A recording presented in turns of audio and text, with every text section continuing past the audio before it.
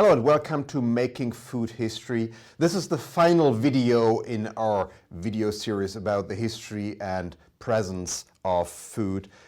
And today's topic is organic farming. And if you place such a topic at the end of a video series of this type, there is a certain suspicion that comes with that choice of topics. Is this now my attempt to provide some kind of happy ending?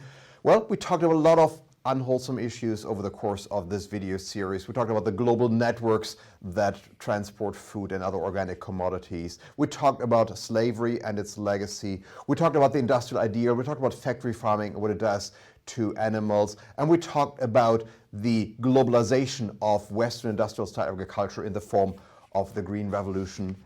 If you talk about organic against this background, well, it looks like this is now the other. The place where greed, capitalist, profit-seeking is not quite as glaring, where there are less chemicals, less hubris, not the kind of growth mentality that we've seen throughout this lecture. Well, if that is your expectation here, welcome to organic farming, because that is what the history of organic is about. It is first about a farming style, or maybe a multitude of farming styles that have certain things in common. And it is about projection. It is about hopes, aspirations, ideals that are projected on a bunch of farmers who may or may not be able to live up to these aspirations. And that is where we again see how rewarding it is to approach food issues through history, because we will trace a path that organic has taken, and we'll see how organic has been reinvented multiple times, and we get a better understanding of how a type of farming that only attracted a handful of people less than 100 years ago has now turned into a major branch of our food system that you can see in every decent supermarket nowadays. The book that will guide us on this journey is Brian Obach's Organic Struggle, The Movement for Sustainable Agriculture in the United States, published by MIT Press in 2015. Obach is a sociologist who teaches at the State University of New York at New Platz, and New Platz is located in the Hudson Valley, which is one of the clusters of organic.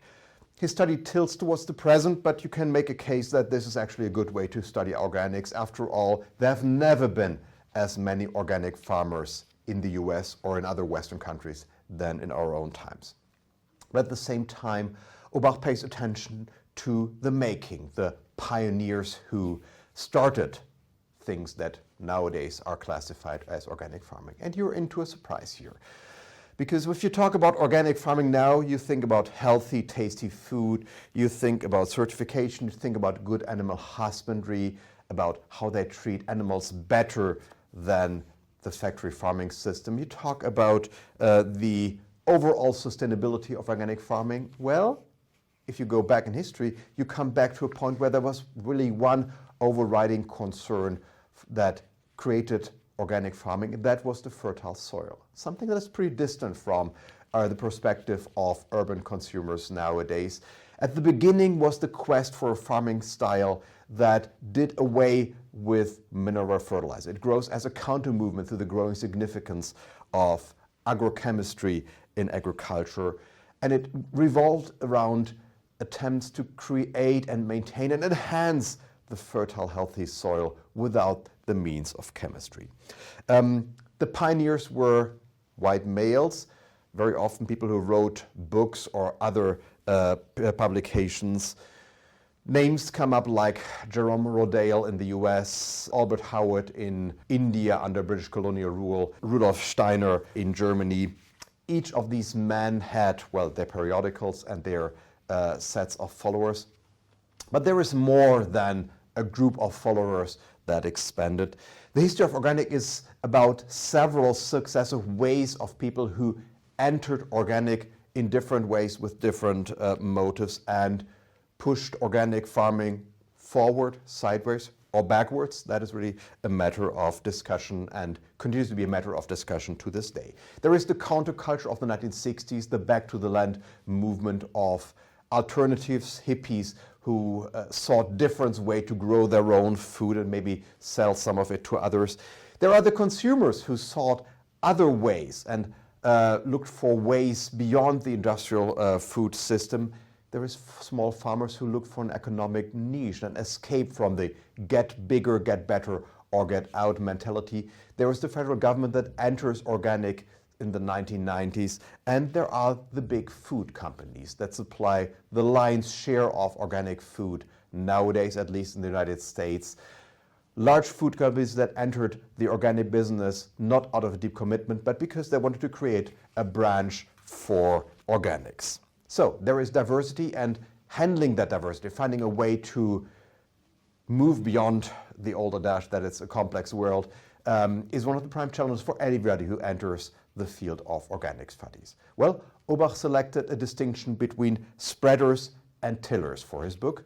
Tillers are those organic farmers who want to go into depth, who view organic farming as a matter of philosophy, a way of engaging with natural resources, a fundamentally new way to produce food with the help of Mother Nature.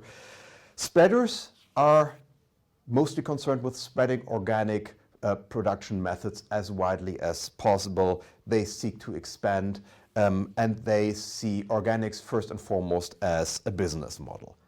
That is one way to organize the organic community. There is the geography of organic that you need to keep in mind if you want to make sense of organic farming.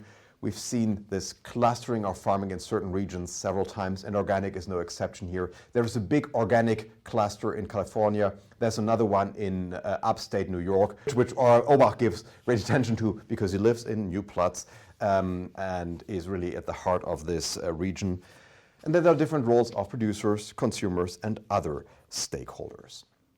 Obach raises the question, well, is this actually a movement? Well, usually if you think about political movements, you think about people who organize, who voice a certain opinion and then create pressure groups to make their point. Well, the organic movement is different in that it is market-oriented from the start. This movement comprises people who want to make a living by producing and selling food that is produced in a different way. Some of them supply local networks, sometimes even without certification, because people have a measure of trust and know that food comes from fields that they've seen themselves. It is about people who supply certain specialized stores that have nothing but organic food. And it is about producers who supply the supermarkets that we see in various forms everywhere in the US and beyond. Different markets, different consumers, different requirements, different prices. Obach pays great attention to the issue of certification, and rightly so, because certification is really the point where all the tensions that organic brings with the different goals, the different aspirations, where they come into play. And yes, you need certification. That is an insight that was not always self-evident, but became self-evident as organic grew. What do we do to make sure that organic is not just a meaningless word? There was another word that was used ad nauseum in the 1980s and became meaningless, which is natural. The organic community did not want to see the same thing happening to the world, organic. But here we come to how do you certify organic, and you see the difference between the tillers and the spreaders playing out in this discussion. Tillers think, well, it's mostly about having the right philosophy, the right mindset. It's about a plan for the farm that makes sure that it's all in the right spirit and that this farm keeps advancing. Spreaders, on the other hand, tend to think about certification as basically a checkbox exercise. It's about a set of criteria, a set of requirements that organic farmers need to fulfill. You need to go through these requirements and make sure that, yes, a farm does adhere to these principles. And once you've made that sure, you can tick that box and move on. But then organic farming is not just about producers. It's about consumers driven by a range of motives. There is health, there is a quest for better taste, there is the quest for an alternative to industrial food system, and there is the matter of prestige. Yes, Pierre Bourdieu's distinction applies to this story as well. Some people buy organic because it enhances their social standing, and there is a very severe issue of social justice that is studied in this book as well, and there is not very much that Obach can cite by way of defending. Organic food is and remains something for people with enough money to be picky about their food. But that's not all. It's not just about consumers and producers. It's also about political reformers, people who are unhappy with the environmental footprint of the industrial farming system, and people who seek alternatives. For them, organic is a model, a case that shows that you can do farming with less of an environmental footprint. And it shows this in real lives. And it shows that if you talk about alternatives to factory farming, you're not just talking about something that's theoretically possible. It's something that exists, something that is viable. And a case that they have been making time and again, that it shows, yes, you can change farming methods without bankrupting farmers. So organic farming isn't one thing. It is more of a rallying point for different causes, if only by default. In a way, this becomes a rallying point for political reformers, environmentalists, mostly because the environmental movement, as it has grown since the 1970s, has left a big hole in the countryside. The environmental movement, as it developed since the 1970s, has been overwhelmingly urban. It has focused overwhelmingly on industrial and urban causes, and more often than not, politics in the countryside was an afterthought as best. So what you have here is a motley crew of activists, reformers, experts, producers, consumers, and Obach traces the many clashes, the many discussions, and the fragmentation that comes with this. There is not one organic, but really a cluster of different things that organic means. That is a risk for every movement if you have different causes, different interests. And there is a very significant probability of either a schisma, falling apart, a collapse. There's more than one political movement that faced demise because it just tried to serve too many things for too many people. Well, against this backdrop, I think the organic farming community has done really well. There has not been a schisma. The organic community has managed to get its act together, to act as one in spite of all differences on details, and has achieved constant growth, which is something that is pretty remarkable if you think about it in the world that we live in. Finding a place that has constant growth, you don't have too many of those. But at the same time, only 4% of the US food market is organic nowadays. There has been hope in past decades that organic would be the farming style of the future and that industrial agriculture would just fade away with the growth of organic. Well, that is not going to happen anytime soon. Organic is a niche and it will remain a niche in spite of all growth. But maybe that is exactly the significance of organic. It means many things to many different people. It's a meeting place, it's a marketplace of ideas, and it is a chance to reach the critical mass that is so crucial for every political cause. And it is a thorn in the side of the conventional farming system. It shows that another style of farming is possible, and it remains, through its free existence, a challenge to conventional farmers everywhere. So organic farming is really a crossroads for that we need for the foreseeable future, and maybe as long as the environmental toll of the industrial farming system remains beyond the pale. So whatever you say about organic, one thing is clear.